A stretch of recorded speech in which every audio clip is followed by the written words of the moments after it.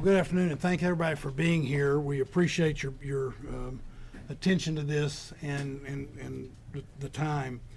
I want to start off by saying just a couple of things. One is I want to again say how proud we are, and I am, of our police, fire, and EMS.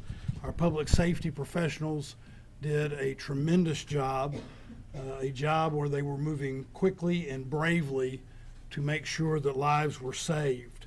There were lots of acts of heroism on Sunday morning. I also want to say a special thank you to the victim services of the Austin Police Department for the role that they're playing. They are doing their typical outstanding job. I thank our federal partners on behalf of the City of Austin, all of them. I want to reiterate our appreciation of their professional work. And of course, this investigation is still ongoing, but we deeply appreciate their being involved. I know that the people of Austin, Texas continue to hold the victims of this horrible tragedy in their thoughts and prayers.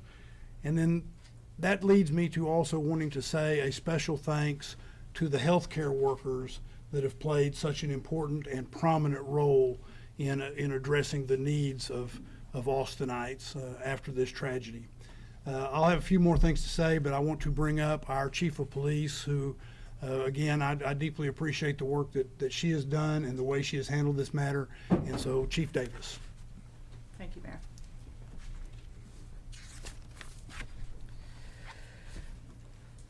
The last 34 hours have been some of the most challenging in my career. This has been difficult for our community, devastating to the impacted families, and challenging to our APD family. I want to thank our federal partners, Special Agent in Charge, and the evidence response team with the FBI. APD could not do this alone. We are still in the early hours of this investigation. This is a complicated and large crime scene. Our priority is finding answers and the motives behind this crime. I want to thank everyone that has supported our communities and this response. Families will need this in the days ahead. I also want to thank victim services that have come in addition to APD's victim services. That includes FBI, the Travis County District Attorney, and multiple calls of people wanting to help. I cannot imagine the grief, pain, and loss these families are feeling today, and my heart is with them. Savitha Shan and Ryder Harrington. To the impacted families that are still waiting for answers, we are here for you. A family resource center is being stood up, as we know numerous people have been affected by this, and we are daily, hourly getting calls of people that have been victimized by this. The department will be releasing information soon on what that looks like. When I arrived on this scene, again, it was complex and very large. The work being done by the Austin Fire Department, the Travis County Emergency Medical Service, and APD was quite impressive. Once the initial scene was secured, we reached out to our federal partners to assist in this resource-intensive scene and to address concerns of potential terrorism. We are working in tandem with the FBI, conducting numerous interviews and gathering evidence. If you can imagine, we have over 150 witnesses to this event that we are working with the FBI. And we are also investigating an officer-involved shooting. As I have committed in the past, in any officer-involved shooting, we will be releasing info as quickly as possible. Later this week, potentially Thursday, we'll be releasing body-worn camera of this event, as well as information on the suspect, including criminal history. Again, we are making, and I want you to know that we are making tremendous, significant progress in this case, but it will take time. In closing, I want to take a minute, as the mayor, echo the mayor, and talk about just the fantastic work that the Austin Police Department with the Travis County Emergency Medical Services did here. Multiple lives were saved. You know, in Texas, we are fortunate to have the Advanced Law Enforcement Rapid Response Training Center, and that's the Alert Center through Texas State University. And that training, there's no doubt that in that coordinated response with EMS saved lives this night. Mayor, I'll turn it back to you. Sure, thank you. I also want to point out that we're joined today by our city manager T.C. Broadnax, and council member who represents the downtown area, Zoe Kadri. Before we take your questions, I want to say that we recognize that this is a very traumatic moment in our city. But when I talk about being proud of APD and fire and EMS, I want to also say how proud I am in how the people that are this city have reacted with such great compassion. We are all mourning together and grieving as a group, but we're seeing tremendous compassion and love coming out of the people of Austin. And so I urge everyone at this moment of trauma to reach out to each other and take care of each other and take care of our home. Be with each other. While this is a dark moment, our people are creating a lot of light in Austin, Texas. And what we do for each other matters. So now we're happy to, if there's a few questions, to take a few questions. Can we start over here? We can start over here and then we'll go here. Yeah, has this impacted any plans, security plans for South by Southwest? It has not. You know, we have a press conference, I believe, next Thursday for our spring festival season.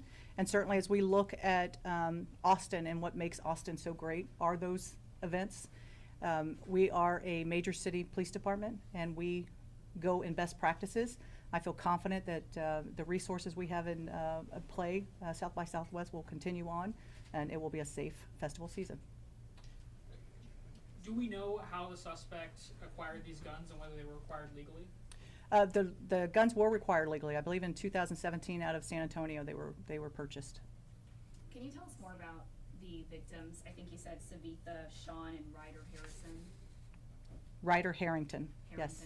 Okay. Can you tell us more? Are they UT students? I think Ryder was a Texas Tech student. I don't know as far as what school they went to. That is certainly something that we can look into. But they were young. I believe Ryder was maybe 22 and Savitha 24 or 20 respectively. Yeah. Are you able to share any details about the warrants that were executed yesterday in Del Valle and in Pflugerville? So anytime that you're doing an investigation like this, it's going to lead to search warrants. And so those warrants were based off information of where this person lived, addresses where he congregated, and evidence was taken from that. There's a video circulating on social media of an autonomous vehicle blocking emergency services near the scene on Sunday. Can you guys talk about the situation, what you encountered, and how you as you were accessing the scene and transporting victims? Yeah, I think that's something, I don't know if, Rob, if you wanted to address it? So Rob Lukritz, Chief of Austin Travis County EMS. EMS, as well as our fellow public safety partners, work very closely with the autonomous vehicle vendors that operate here in the city of Austin. We had more than 20 assets, resources that responded to this event. As was said at an earlier press conference, we were on scene within 57 seconds. And so in the grand scheme of the impact on the overall incident, we don't believe it had any impact on patient outcomes. I will say that we're already in touch with Waymo and the autonomous vehicles to give them our concerns and work with them in order to try to address this moving forward. If you guys could raise your hands, please. We'll go here, then Jamal. And for the chief and for Agent Durant, can you explain what more you've learned about possible motive? And I think it was reported that the suspect had a shirt underneath the sweatshirt that showed an Iranian flag. Is there a direct connection to the war in Iran with this shooting here? So I think for our purposes, as we're, looking at the totality of this, and certainly as a police chief, and we're coming in and we're getting this information, and we see those indicators. We see, the second shirt with the Iran and the picture of the Shah on that T-shirt as well. We're thinking about events and what's occurring in the country as well. And so, in addition to the fact that this was a huge, complex scene, we're calling in those federal partners to take a look at that as well. And so again, the motives, all of those things, that's what this investigation is about right now. Jamal. I don't mind. Oh, sure, go ahead. Okay. Go right ahead. Thank you. So I'll add on that, but first I just want to also express our regards for the victims' families, those impacted by this tragic event. It's not just those that were injured or killed, but obviously those that witnessed it are going to be forever impacted. And so just let them know we stand with you, and our thoughts are with you. With regards to the question, Yes, we, our ultimate goal in everything we do is to determine the motive, right? We're looking for connections that he possibly had, witnesses, as the chief had mentioned. We are pouring through thousands of hours of video. Have massive amounts of both digital and physical evidence. And this is a around-the-clock, 24-hour investigation at this point. And any declarations on what led to that motive would be premature, right? We want to make sure that we have our facts 100% correct, or as close to, or at least we've tracked down every possible lead that we can, because that's what we owe to the victims, right? That's what you guys want answers for, but more importantly, we owe that to the victims and their families to be right. So we don't want to speculate or make any guesses at this stage of the investigation as to what that motive ultimately was. We'll go Jamal. To maybe piggyback off of that, are you all looking into anyone else that may be connected with the suspect at this time that you know of, or is there anything else about the suspect you can share? Chief? Again, we will have some criminal history, some background, that type of thing on Thursday when we address the officer-involved shooting. But as far as anyone else, that's all part of what that investigation is currently. Given some of his interactions with your agency previously, some of the social media posts attributed to him, had your agency or any agency identified him as a potential concern or threat before this? We have not at the Austin Police Department, no. Did you want to address that? No, he was not previously on our radar. Agent Duran, I had a question for you. Yesterday, you mentioned that there was this potential nexus to terrorism that was being investigated. Can you tell us what that means in regular words, and also what those, what we've learned about that? So any act of targeted violence, which is what this was, we're going to pursue all investigative lines, right? And that is certainly one of them, along with multiple other avenues of where this could go, right? It's always very difficult to determine what's in an individual's mind that leads them to commit this type of violence. And so we will continue to, like I said, pour through the evidence, talk to witnesses, talk to friends, talk to associates that knew this person, obviously tracking movement leading up to and on the night of the event, and also going back as far back as we can trace them. That's what the FBI does, and we're doing that in lockstep with our partners, and we will continue to do that until we get that answer to determine what that ultimate motivation was. We'll take 2 or 3 more questions. We're going to start in the back here, and then we'll go to Angela and end with Dante. Thank you. For either the chief or Special Agent Duran, how closely are you working with other major cities like the NYPD, the LAPD? We know New York put out a statement saying that they saw what happened in Austin and they're taking it seriously, and it has put them on high alert. Are you talking to other cities? Can you tell me a little bit about that? Yeah, I think, being part of the Major City Chiefs Association, those are, in contact with all of those chiefs and what's going on. And everybody better be on heightened alert. I mean, this is, what happens across the country, we all need to be aware of. And certainly as major cities, you look at best practices and you look at the way you keep people safe. That's absolutely important. And there's probably not a police chief across this country that's not talking to someone.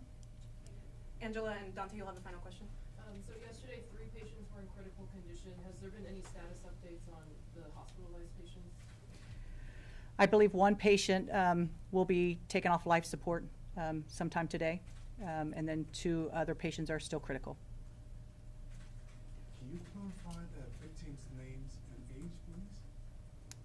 The victims that were killed, Yes. Savitha Shan, I believe she's 24. Could you spell that out, please?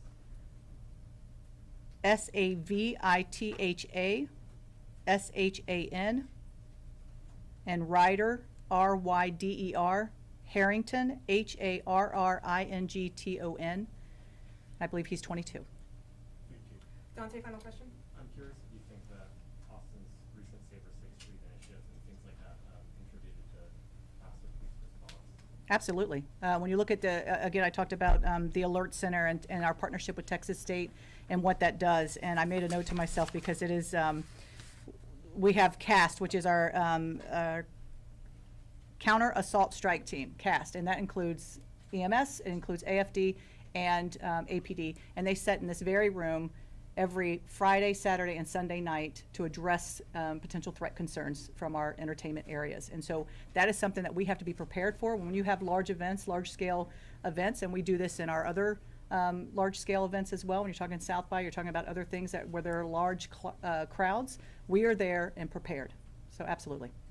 If I might add one thing to that, in 2024, and Chief Lukritz and I talked about this yesterday, I guess it was. In 2024, the city of Austin also created the Downtown Area Command with EMS so that we would be better ready. That's what the recommendations coming from the professionals in EMS said they wanted and needed, that sort of thing, so we would be better ready. You know, God forbid there was a situation like this, and we think that also played a significant role in addition to what the chief was saying. Thank you all.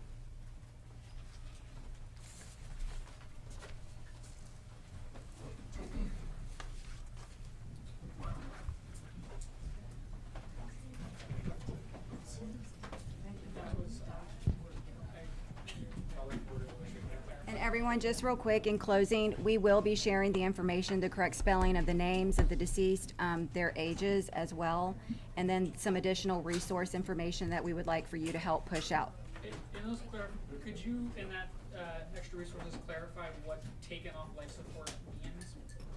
We can look into that for you. And both of the treatments are from Austin.